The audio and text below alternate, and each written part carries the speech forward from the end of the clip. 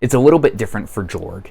At the very beginning of Prince of Thorns, Jorg is presented as a monster, and if not an explicit monster, a monstrous type of character. Many people are off-put by the very first chapter of Prince of Thorns and find it hard to feel any empathy for Jorg even after that. And in the first book, Jorg talks about how his mother was murdered in front of him, his little brother was murdered in front of him, his mother was violated by the very men who were killing her. He describes incredibly traumatic things that have happened to him.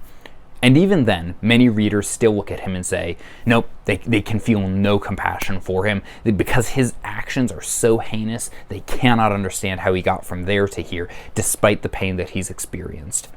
But as the story goes on, and as we learn more and more of Jorg's backstory, because it is revealed through flashbacks as he recounts his memories, even as he shares his memories and his experiences with other people, we learn more about what made Jorg Ancrath the damaged, broken, and violent and bitter young man that he is.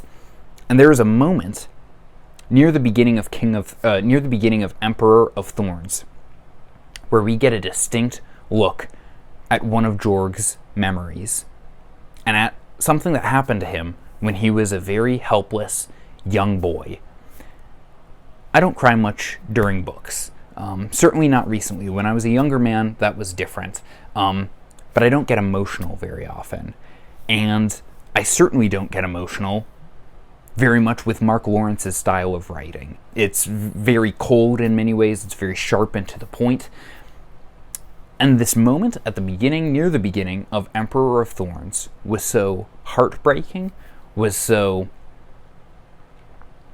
compassion-inducing.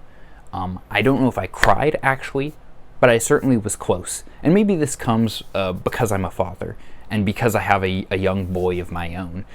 Maybe that's where the empathy comes from.